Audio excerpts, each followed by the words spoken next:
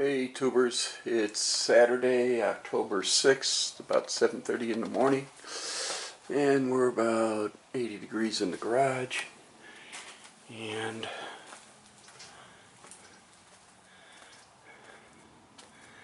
might get some rain today.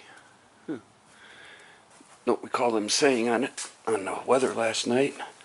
During the week, I put the door locks in on both sides. Let's see. I had to order the dog ears. I couldn't find. All I found was the one. But remembered I rekeyed it. So I ordered the dome light, amber peanut bulbs for the front. And yes, last week at about, after I got out of the shower, putting down here, pigtail for the neutral safety switch came in. So we get to wire that today.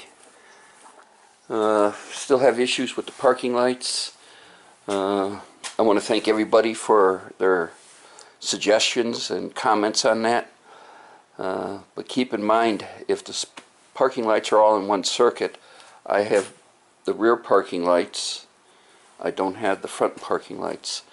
So I'm going to drop this, when I get the neutral safety switch wired up, I'm going to drop the steering column and then pull the dashboard out, because I could see the headlight switch right there, and take a look at it sitting right there. Can't see nothing coming up above because of all the wiring and everything else in it, so that'll be the best bet to take a look at in that cavity going through this hole going this way. So that's what we'll do there. Let's see what else. I'm going to probe the entire fuse box and making sure that all the fuses are good, and we'll go that route. The emergency brakes have been adjusted and they are good now. So actually, once I get the neutral safety switch wired up and make sure that's working and everything else, we can put tires on it and take this back off of jack stands, and probably get it out of the garage and clean this garage up. This floor is fucking, excuse the language, this floor is a mess. So, but that's what we have planned for, and plus clean out the interior. The other side of the coin is I got to remember how to wire these up. This is the dome light switch. The one on the I'll order new ones of these. The one on the driver's side is, as you can see, is a double. The one on the passenger side is a single. And I'll have to get new ones of these. And that's on the next order. Along with the, forgot to order the bulb holder on the dome light. And get that'll be the next thing I want to get wired up. And then I'm going to have to figure out what we're going to do for stereo, and put the floor soundproofing in and get the rear seat out and that off to the upholsterer. So we're moving along, not real fast but steady. So when I get more, I'll turn this back on later. Hey tubers, neutral safety switch is in, or let's say it has been in, but it's wired now. So let's give me some juice.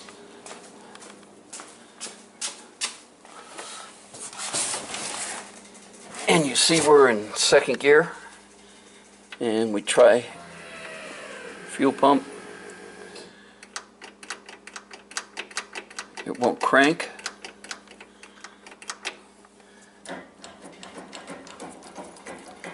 Put it in neutral.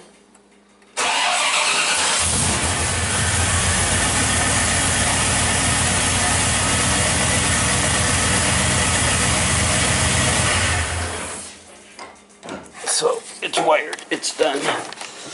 Next up is I'll be grabbing the test light, wherever that is. And I'm going to probe the fuse box. Then after that, we will take out if I still have issues, we will take, with the parking lights, we'll take out the gauge cluster and start looking at the parking light switch.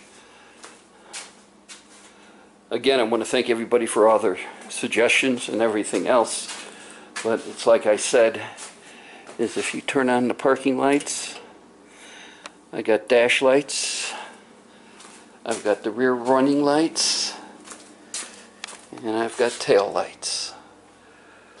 So why would that and this half of the car work on parking lights and I have nothing up front? That's the question. And the question is whether it's all on one circuit, but we'll find that out here shortly. So that's all for now. I'm starting to babble. When I have more, I'll turn this back on later. Hey, tubers.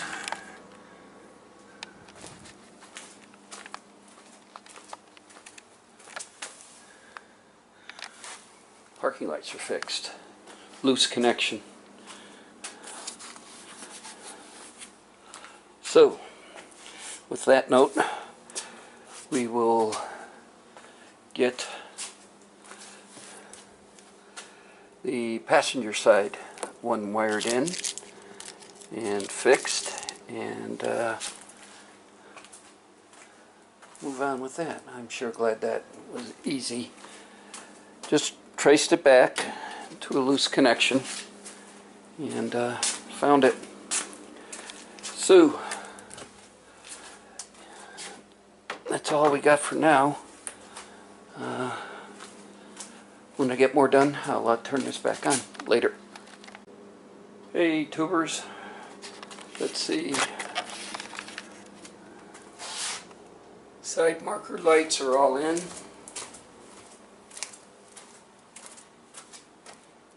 And working.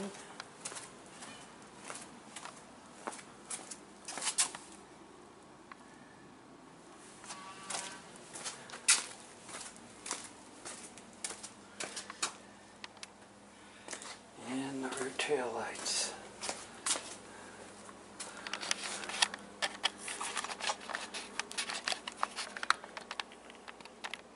If you look up there, right there, that's the grill. Those are the windows. If you notice, I'm putting those off. I hate doing windows. It just was the expression, I don't do windows. But I got to sort out these. Let's see what these are. I think this green one goes to the relay to the fan that we're not using, so I can roll that one up. We did our own wiring on the fan. Let me turn off the lights. And the fan is wired to the thermostat and directly to the battery.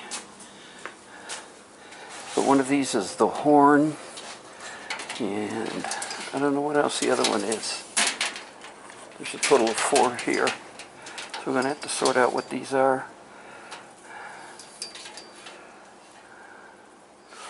So, let's see. Next up, well, next I want to get the dome light going, but I'm going to have to order these. So, and the dome light wire is already here from the painless harness. So, and I got to sort out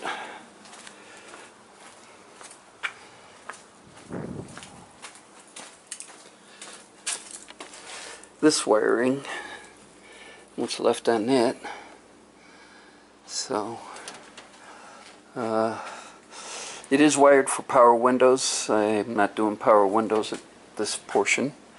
It's not to say it might come later. So we need to take care of that. Let's see what else. What else? Oh yeah, and this we won't be using. I forgot what it is, but this is for the windshield washers, and I haven't put the washers on there yet. So we could sit there and put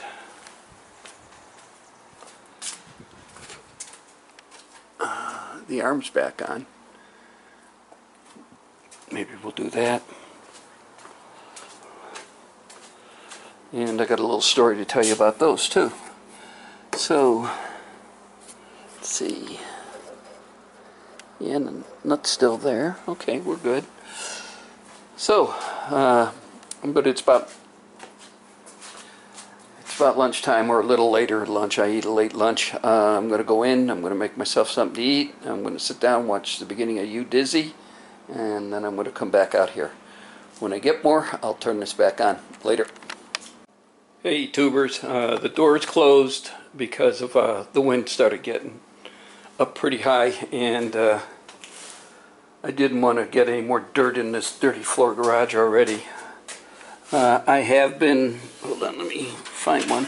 I have been looking at the wires and tagging them. The green wire here is the horn, and I don't know if you can see it, but let's see, where is it? Hold on.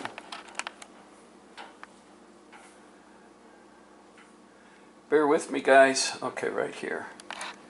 And I don't know if you can read it, but Painless sits there and writes what the wire is on there. And with my bad eyes, I have to get a magnifying glass and read it. So I marked. I found the left turn signal, the right turn signal, the horn. The other wire down there was for the fan relay. We didn't need it because we wired it different than what Painless said to do. I got the windshield wiper regulator or mechanism in. As you can see, these aren't standard screws. They're stainless steel hex head screws. When I disassembled the car, I had to drill out these screws and then re-tap the plates. And I figured, what if I'm going back, I'm going to go back with the stainless steel hex screw. Stainless steel, hoping that it's not going to corrode in place. And hex, if it does, at least I got a good bite rather than the Phillips screw that they gave you. And it does clear everything in there. It doesn't have to be recessed the way it was. It does clear the cowl panel when the cowl panel comes on. I've tried that out. So that's done. Then we came across an issue with the windshield wiper, and there's no power coming to this plug or this plug on the wiper. So I'm going to have to take a look, and it's not going to be a simple fix. I'm going to have to drop the steering column, then pull the gauge cluster out to get to this switch up here. I did check down below the fuse, and it's good. So I got power on both sides of the fuse, so it's got to be up here at the switch. Let's see what else.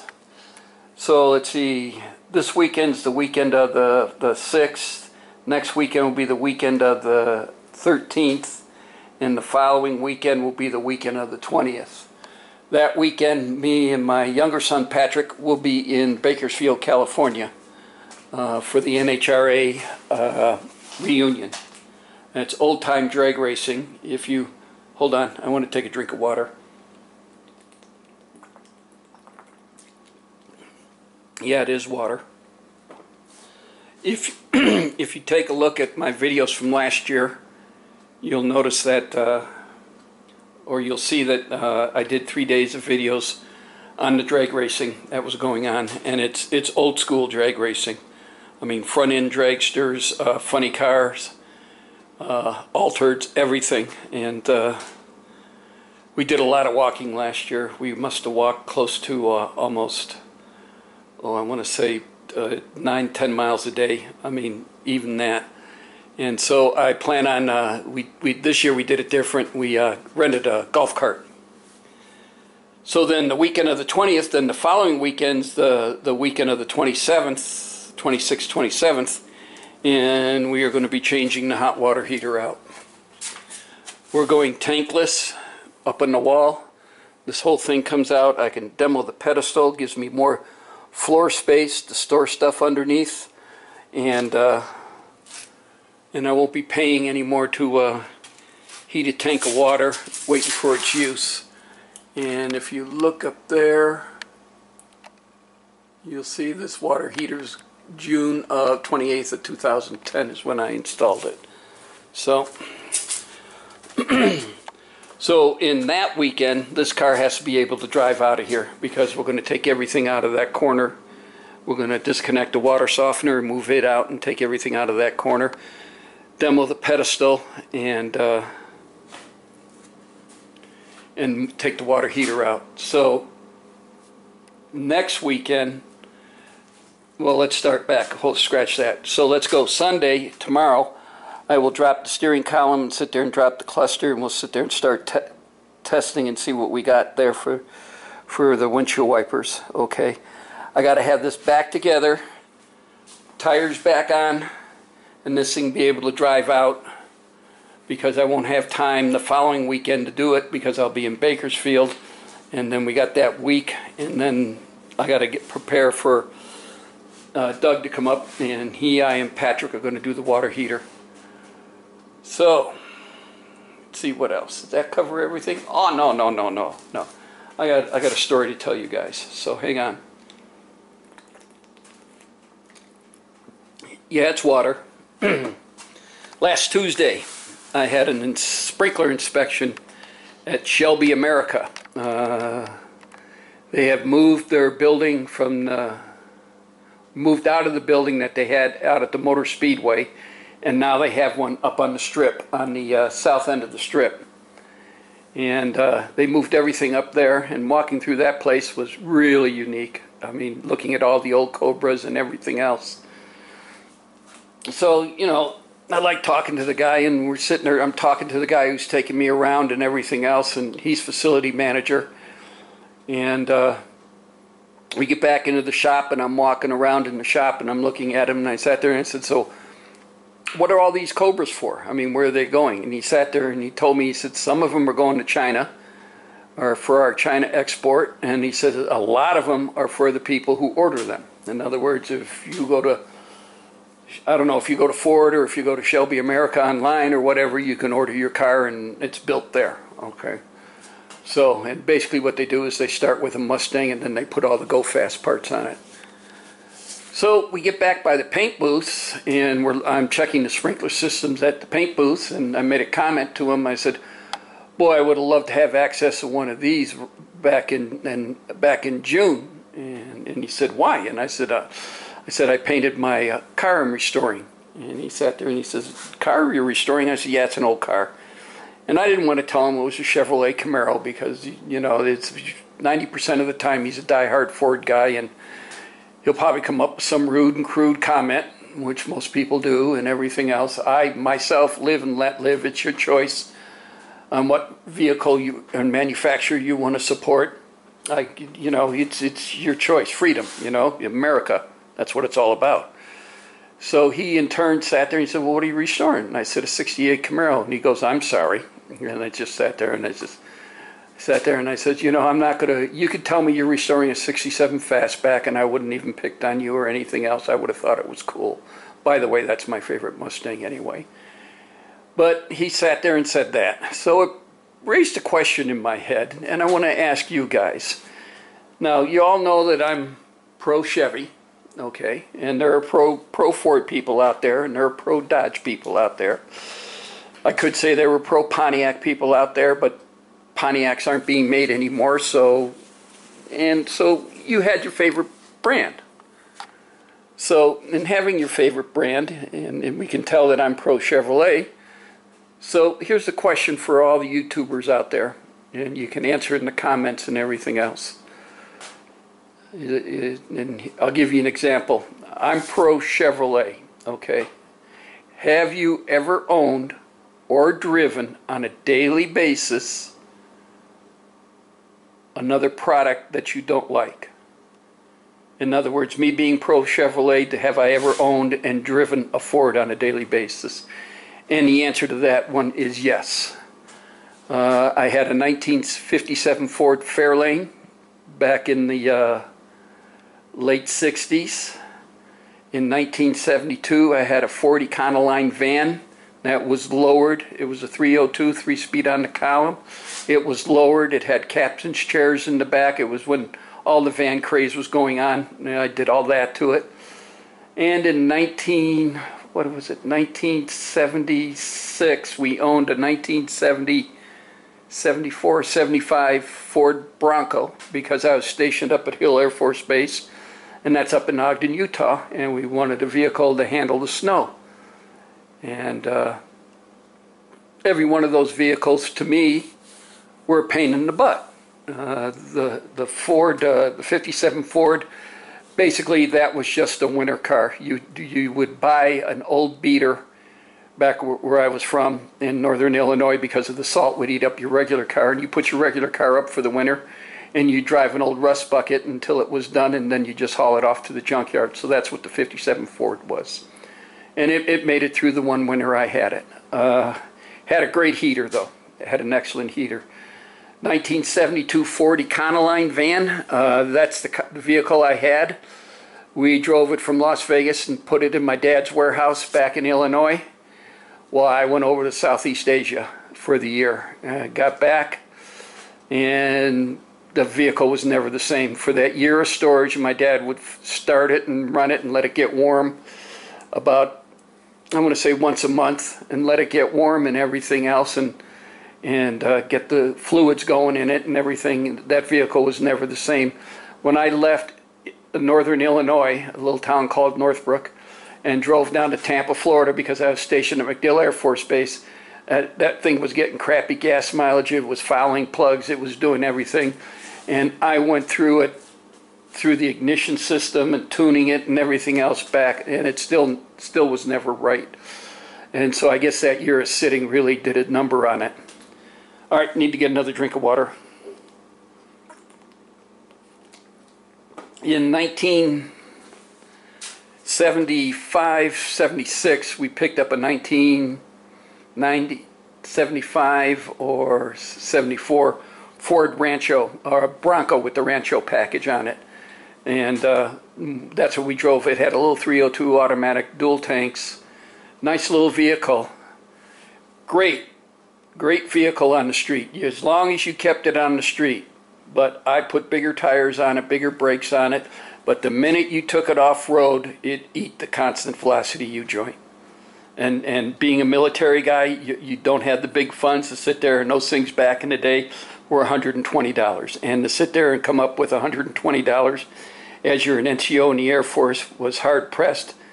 And this is before we had any kids. It was just me and the wife, and you're still hard-pressed because you got rent and all the other neat stuff to be doing. And so we got rid of that. Actually, that got traded in on a 1978 or 1976 Monte Carlo.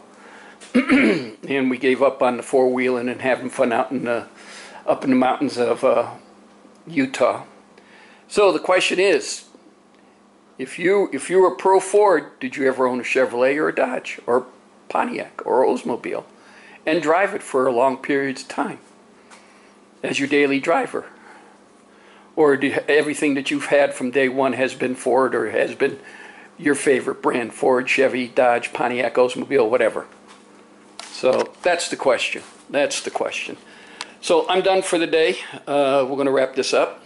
And I want to thank everybody for watching, subscribing, and of course leaving comments.